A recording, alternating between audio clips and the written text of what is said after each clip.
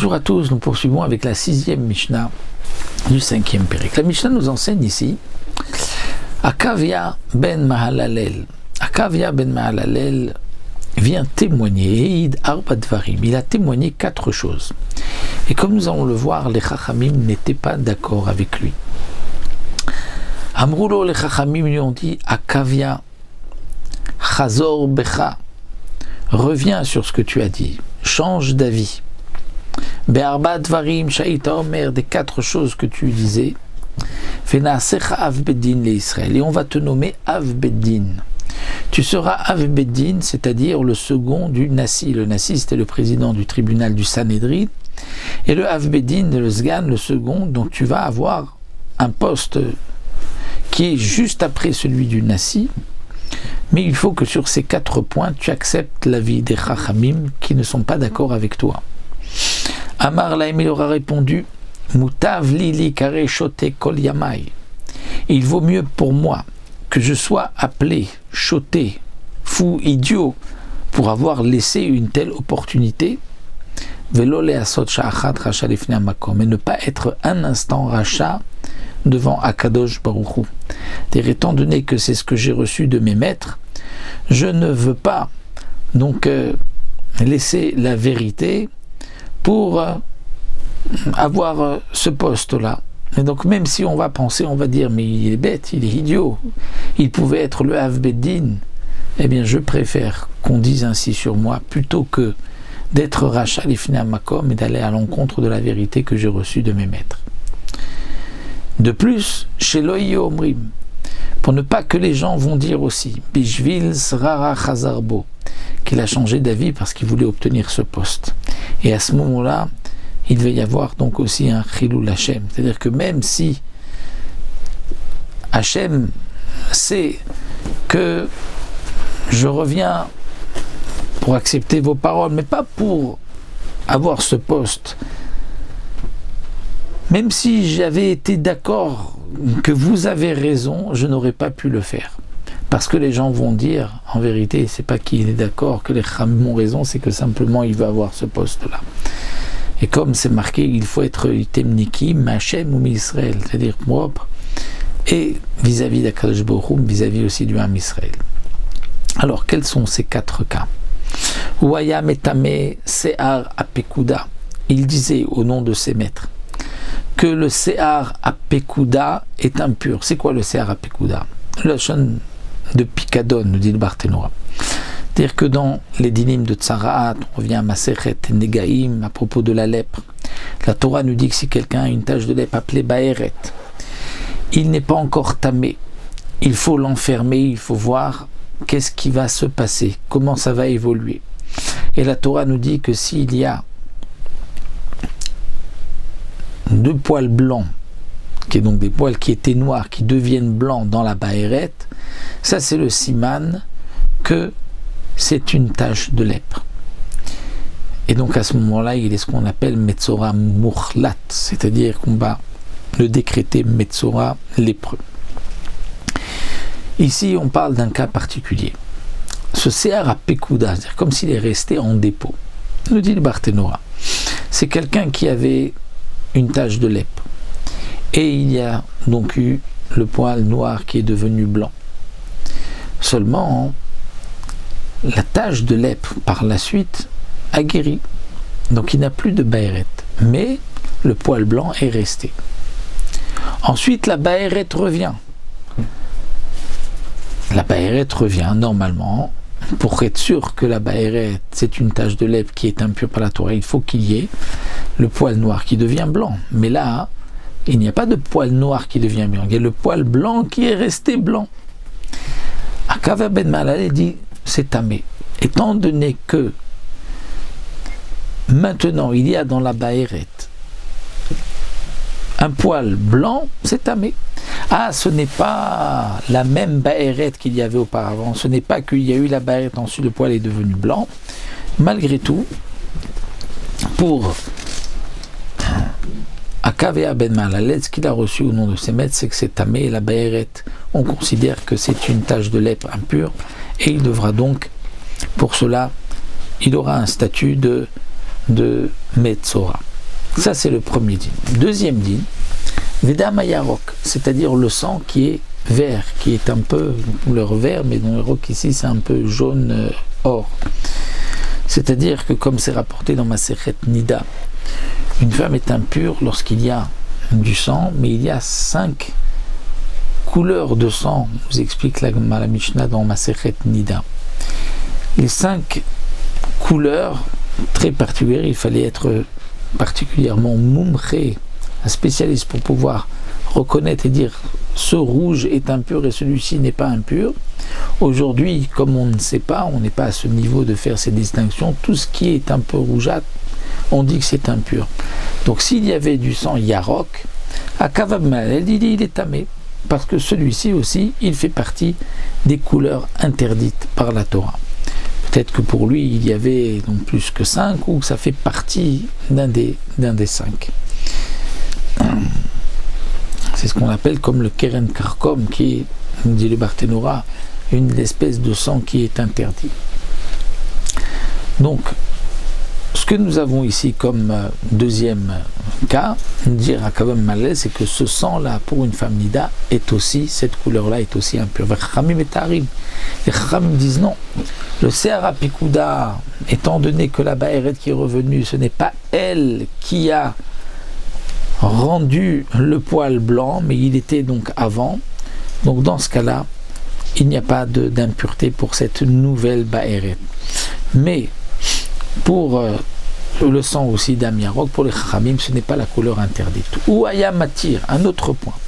Il permettait, c'est-à-dire le poil, la laine d'un Bechor, d'un premier-né, Balmoum qui avait un défaut, chez Nachar qui est tombé, et qu'on a mis Bachalon dans une petite, un trou dans le mur, Varkar Shechato, qu'ensuite on a égorgé. Et les Chachamim interdisent. De quoi il s'agit? Dans Masechet Bechorot, comme nous le savons, et le Barthénora nous le rapporte aussi ici. Lorsque quelqu'un a dans son troupeau un premier-né, il doit normalement le donner au Kohen. Le Kohen va le sacrifier au Beth Amikdash et il pourra consommer la viande de ce korban. C'est le korban Bechor. Mais dans le cas où le Bechor a un défaut, il le donnera au Kohen. Et le Kohen pourra l'égorger et le manger, bien sûr en dehors du Beth Amikdash, puisqu'il a un défaut, ce n'est plus un korban. Mais attention, la laine qui se trouve sur ce Bechor, les poils qui se trouvent sur ce Bechor, avant la Shrita, nous ne pouvons pas en tirer profit. Après la Shrita, on pourra en tirer profit. La question qui se pose ici, c'est qu'il y a un peu de laine ou des poils qui sont tombés du Bechor qui avait un défaut avant la Shrita et qu'on avait mis de côté et qu'ensuite on a fait la Shrita. Donc quand on a fait la Shrita, maintenant on peut prendre la laine. Mais est-ce qu'on peut prendre aussi la laine qui était tombée avant la Shrita? Akavam Malel dit que oui, les Chachamim disent que non. Pourquoi pour les Chachamim on ne peut pas? Parce que, nous explique le Barthénora, si tu permets cette laine qui est tombée du vivant de la bête, eh bien les Kohanim risquent de garder leur Bechor, de le laisser avant de l'égorger, afin qu'il y ait beaucoup de laine et qu'ils puissent comme ça en ramasser tous les quelques temps. Et le problème, c'est que quand on a un Bechor qui a un défaut dans la maison et qu'on ne l'égorge pas, on risque de transgresser ce que la Torah interdit. C'est de lui couper la laine avant la Shrita, c'est interdit, ou de le faire travailler, c'est aussi une interdiction de la Torah. Donc pour ne pas arriver à cette interdiction, les Chachamim ont dit c'est interdit. Donc si c'est interdit, il va se dépêcher de faire la Shrita. Il n'a aucun intérêt à laisser la bête vivante. Mais Akav ben Malel permettait, parce qu'Akav ben Malel nous dit, étant donné que quand tu fais la Shrita, la laine qui est sur la paume de la bête est permise, donc la laine aussi qui est tombée avant est aussi permise. Ce qu'on dit que ça a été posé dans une fenêtre, c'est-à-dire dans un petit coin, dans un petit trou, dans un mur, l'entreposé là-bas. Omer, et il disait, quatrième point, cette fois-ci nous allons passer dans la souga de Sota. La Sota, une femme Sota, si c'est une guillorette, une convertie, ou une chifra, ou une servante qui avait été libérée et qui s'est mariée avec un Israël. Et le Israël a averti sa femme, tu ne dois pas t'isoler, comme c'est le cas de la Sota. Et elle s'est isolée. Normalement, il faut lui faire boire.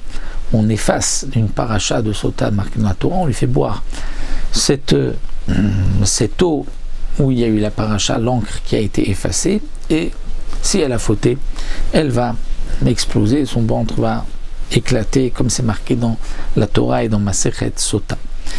La question qui se pose ici, c'est est-ce qu'une convertie ou une shifra meshucheret, ou une servante qui a été libérée, qui a franchi, qui est donc le même statut qu'une convertie, est-ce qu'on va lui faire boire ou pas? Lui disait non, on ne lui fait pas boire. Pourquoi? Parce que dans la Torah, c'est marqué, elle sera le'ala veshua betoch hamer, c'est-à-dire une malédiction parmi son peuple. Et donc une malédiction parmi son peuple, c'est qu'il faut qu'elle soit dans son peuple. Et la convertie n'a pas vraiment le statut betoch hamam, puisque elle a un statut, c'est vrai qu'elle est juive à part entière, mais elle n'est pas appelée Betoch Amer, ton peuple. Et donc, on ne peut pas la faire boire. Mais les Chachamim disent ici, on peut la faire boire. Il n'y a pas de problème de la faire boire parce que c'est aussi appelé Amer. On ne fait pas cette dracha d'être pour eux, et donc elle a le même statut qu'une autre juive.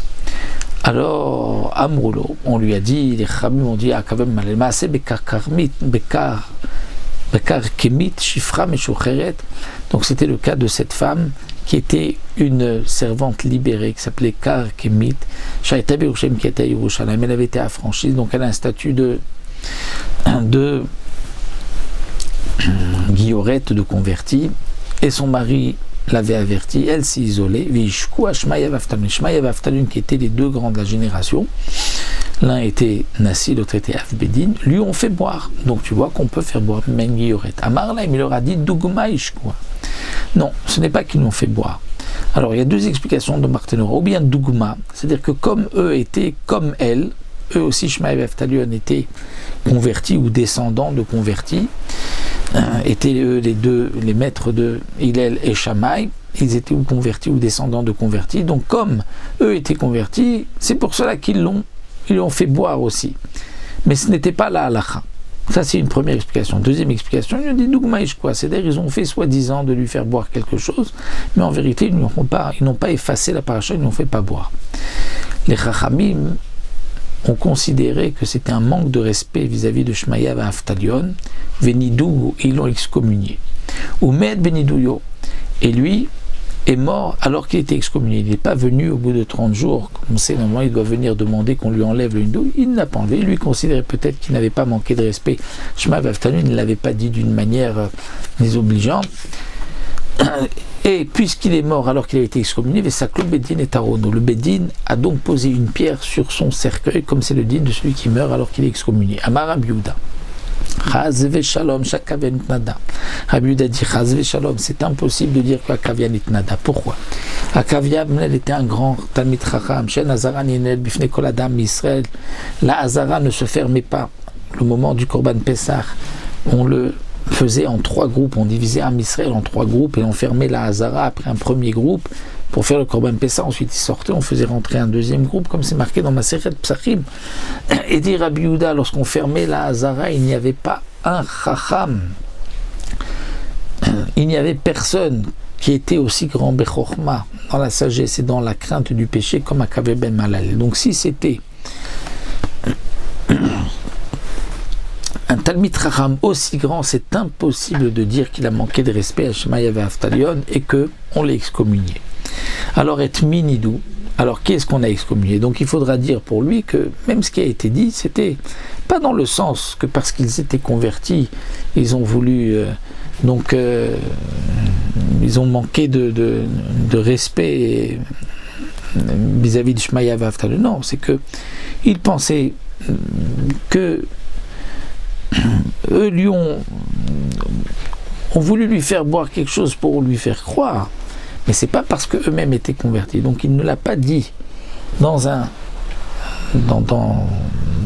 pour manquer de respect à Shema V'Avtalion, disant puisqu'ils sont convertis, donc ils ont voulu aussi faire boire la convertie, histoire de dire qu'elle est comme toutes les autres femmes. Non, c'était pas dans cet esprit. Alors Etminidou. Alors, qui est-ce qu'on a excommunié? C'est Lazar ben Hanoch, qui lui, chez Pikpek Betarat Yadaim, qui avait Pikpek, c'est-à-dire il avait douté du principe de Tarat Yadaim, de se laver les mains, de Netilat Yadaim. Et donc, puisque il avait négligé cette notion d'avoir les mains impures sans être complètement impur. C'est pour cela qu'on l'avait excommunié. Ou Kshemet, lorsqu'il est mort, Shalchou Bedin Venichou Even Alarono, c'est là que le Bedin avait mis une pierre sur sa tombe, pas sa tombe, mais sur son cercueil. C'est ça le principe de Soklim qu'on mettait. Mais la Metch, Kolamitnade ou Met Benidouye, Soklim et Tarono. Donc de là, on apprend que tout celui qui a été excommunié, qui meurt alors qu'il est encore excommunié, on va le lapider, mais pas lapider son cercueil, dit le Barthénois, on va mettre une pierre sur son cercueil. Donc là, nous avons vu les 4 points qu'Akab avait reçus de ses maîtres, avait témoigné que l'halakha était ainsi, que les Chachamim, comme nous l'avons vu, n'étaient pas d'accord avec lui, et nous avons vu ici que Machloket, est-ce que il avait été lui excommunié, ou d'après Abuda, non, il est impossible de penser qu'Akab l'avait été excommunié.